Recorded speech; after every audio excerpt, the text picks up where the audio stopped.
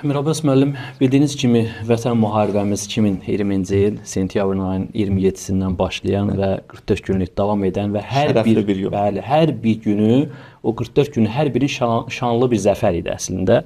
Və 8 noyabr Şuşanın belə deyək, fəthi ilə taclanan bir zəfərimiz var. Təbii ki, bu döyüşlərimizdə biraz öncə qeyd etdiyimiz kimi şəhidlərimizin canı və qanı bahasına meydana gəldi. Yəni orada gənclərimiz, cavanlarımız, əsgərlərimiz qanları ilə fədakarlıq edərək bu torpağı 30 illik alnımızda olan ləkəni belə demək mümkünsə qanları ilə təmizlədilər. Həqiqətən də biz 44 günlük Vətən müharibəsində nəyi görürük? Xalq, ordu birliyinin vəhdətini görürük. Xalqımız öz inancı ilə, öz etiqadı ilə bütövləşmişdi. Xalqımız belə deyək, döyüşə gedən yolda birlik, bərabərlik göstərdi və belə demək mümkünsə bu döyüşün, bu qələbənin əsas sirlərindən də biri millətimizin, xalqımızın ordu ilə olan o birlik və bərabərliyi idi. İstər siyasi olsun, istər dini baxışlar olsun, heç birinin asılı olmayaraq xalqımız bir amal uğrunda, vətən uğrunda, bayraq uğrunda, Azərbaycan şüarı altında, şuuru altında birləşdilər və bu da zəfərə aparan əsas səbəblərdən biri idi. Və ön cəbhədə ordumuz göstərdiyi qəhrəmanlıqla yanaşı, xalqımız da arxa cəbhədə birlik, bərabərlik göstərdi. Baxın, Quran-ı Kərimdə bir ayə var, biz bunu dəfələrlə söhbətlərdə də qeyd edirik ki, Quran-ı Kərimdə Rəbbimiz buyurur ki, hamılıqla Allahın ipindən yapışın və ayrılığa, təfriqələrə getməyin. Niyə getməyin? Çünki zəifləyərsiniz. Biz o ayəni sanki 44 gündə yaşadıq. Həqiqətən də millət böyüyündən kiçiyinə hər kəs bir fədakarlıq göstərdi, birlik göstərdi. Bir şəhərin, bir kəndin, bir balaca kəndin alınmasına olan sevincimiz necə idi? Hər gün döyüş meydanından, belə deyəksə, səngərdən gələn zəfər hissinə millətimiz necə qarşılayırdı? Xüsusilə də bilirsiniz, pandemiya dövrünü əhatə edirdi, amma insanlarda olan mənəvi psixoloji durum çox yüksək səviyyədədir. Biz bütövləşmişdik, millət olaraq bir olmuşduq. Bu, həqiqətən çox önəmli məsələdir. Bir 44 günlük Vətən müharibəsi əslində onu göstərdi ki, birlik və bərabərlik içərisində olan xalqı heç bir güc qalib gələ bilməz. Bilirsiniz ki, biz sadəcə orada torpaqlarımızı qaytarmadıq. Təbii ki, torpağı dəyərli edən onun üzərində olan dəyərlərdir. Tarixi, dini abidələrimizi geri qaytardıq və xüsusilə də o torpaqlarda torpaqlaşmış əcdadlarımız, böyüklərimiz, dədə-babalarımızın, nənələrimizin qəbirləri paşlığa çıxartdı. Və xüsusilə də bir şey qeyd etmək istəyirəm ki, o torpaqlar hər dəfə azad olunduğu zaman, o mübarək torpaqlara bayraqlarımız sancıldığı zaman əsgərlərimiz, o qəhrəman əsgərlərimiz azan verməsi bir daha bu işdə mənəvi gücün ortaya qoyurdu. Biz əslində, dəyərli Mirabbas müəllim, 30 illik həsrətin, 30 illik təvəkkülün, 30 illik həsrətin zəfərini qeyd edirik. Eyni zamanda biz Allaha olan ümidimizin mükafatını aldıq bu 30 ildə. Bilirsiniz, 30 il kiçik rəqəm deyil. Yəni, bəlkə də çox az millətin tarixində görsənə bilər ki, millət heç bir zaman inancından geri addım atmadı. Xüsusilə də siz də diqqət eləmişsiniz yəqin ki, hava proqnozları deyildiyi zaman biz Şuşanı, Laçını oradan ayırmadıq. Xüsusilə də Laçını, Qarabağa gedən yollarımızda bilirsiniz də istiqamət olaraq Şuşaya neçə kilometr qalıb, Laçına neçə kilometr qalıb. Bu millətin inancıydı. Biz heç bir zaman ümidimizi itirmədik. İstər məscidlərimizdə olsun, dualarımızda olsun, ən xoş günlərimizdə birinci sözümüz Qarabağımız oldu. Hətta bu millətimizin böyükləri hər zaman içi dərdli dualarında deyirdi, Allahım, Qarabağı eşidiblər, görməyiblər. Qarabağa gedən yolumuzu aç deyə dua etdilər. Biz, belə demək mümkünsə, o mübarək duaların həqiqətini yaşadıq.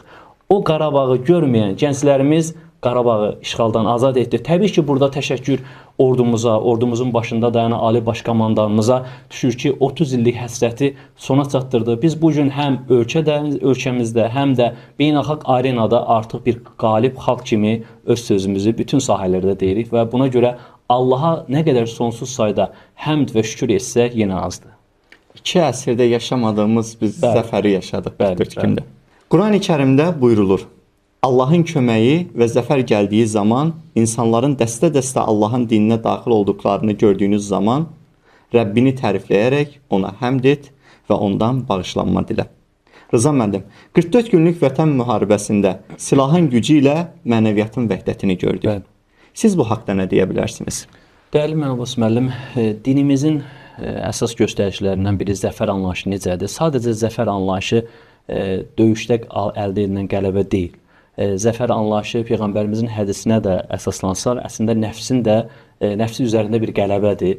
Eyni zamanda zəfərin arxasına dayanan bir iman var, bir ixlas dayanır. Biz Quran-Kərimdə bir ayədə Rəbbimiz buyurur ki, İn yansurukumullah fələ qalibə ləkum. Əgər Allah sizə yardım etsə, sizə heç kəs qalib gələ bilməz. Həqiqətən də biz Allahın yardımını hiss elədik. Biz bu döyüşdə Allahın görünməyən ordularının dəstəyini gördük, hiss elədik. Çünki biraz öncə də qeyd elədiyimiz kimi, biz öz torpaqlarımıza döyüşürdük. Bizi güclü qılan əsas səbəblərdən də biri buydu ki, biz heç bir millətin, heç bir dövlətin torpağında gözümüz yox idi. Biz öz torpağımızda döyüşürdük. Bizi üstün qılan, bizi güclü qılan səbəblərdən biri buydu. Biz millət olaraq 44 gündə təbii ki, müasir silahların olması döyüşdə ən üstün olan səbəblərdən biridir. Ümumiyyətlə, İslam tərimlərinə baxsaq, hər hansı bir millətin qalib olması üçün bir neçə başlıca səbəblər var. Birinci, təbii ki, düzgün idarə edicilik. İstər siyasi arenada, biz 44 günlükdə Vətən müharibəsində gördük ki, ölkə başçısı istər yerli mətbuat orqanlarına, istər beynəlxalq mətbuat orqanlarına verdiyi müsahibədə nə qədər əzmkar, nə qədər qətiyyətini gördük. Və eyni... Hətta üzr istəyirəm Rıza müəllim, başqa suallarda verirdilər. Bəli, təxribat xarakterli. Ona o qədər Ali Baş Komandan incəliklə cavab verirdi ki, yəni o jurnalist verdiyi suala belə peşman olurdu. Bəli, tamamilə doğru edirsiniz. Eyni zamanda biz bu müharibəyə hər yöndən hazırlaşmışdıq. Həm silah gücü ilə, həm mənəvi olaraq. Eyni zamanda dezinformasiyaların qarşısının alınması, 44 gündə necə həqiqətən hər şey yüksək səviyyədə gedirdi. İkinci, döyüşdə ən üstün cəhətlərdən biri güclü iqtisadiyyatın olmasıdır, təbii ki, müasir silahların olmasıdır və bunun da yanaşı, heç şübhəsiz ki, bunu xüsusi qeyd etməli ki, millətin mənəvi psixoloji durumudur. Biz buna elə iman adı da deyə bilərik. Baxın, Şuşada belə deyək, o dağlar ki var, orada bizim əsgərlərimizin, zabitlərimizin qəhrəmanlığı artıq silah deyildi. Bu artıq inanc idi. Bunun artıq iman idi ki, o sıldırım dağlara qalxmaq, orada döyüşlər aparmaq həqiqətən çox böyük bir, bugün bəlkə də dünya hərb meydanında bu unikal bir hadisədir Şuşanın işğaldan azad edilməsi ki, bizim də zəfərimizin tacı sayılır. Həqiqətən də müasir silahlarla yanaşı biz mənəvi silahlara da sağılmışdıq ki, duaya 10 milyon əhali, öndə əsgərlərimiz, zabitlərimiz, arxada isə 10 milyonun duası. Bu üstünlüyümüz idi. Hətta dünya Azərbaycanlıları 50 milyona əlavə edəsək, bəli, və xüsusilə də bizi sevən dövlətlər, millətlərin də duasını əlavə edəsək, bizi güclü qılan əsas demək səbəblərdən biri buydu. Dəyərli Mirabbas müəllim, bilirsiniz ki, biz ümumiyyətlə tarixin səhifələrinə baxsaq, xalqımız çox ağır imtahanlardan, çətin günlərdən keçib. Yəni bunu xüsusilə də Birinci Qarabağ müharibəsinə baxsaq, Birinci Qarabağ müharibəsində xalqımıza qarşı edilən işgəncələr, ana bacılarımızın əsir götürülməsi, balaca, az yaşlı balalarımıza qarşı edilən zülümlər, xüsusilə də Xocalı soyqırımını bu millət heç bir zaman unutmadı.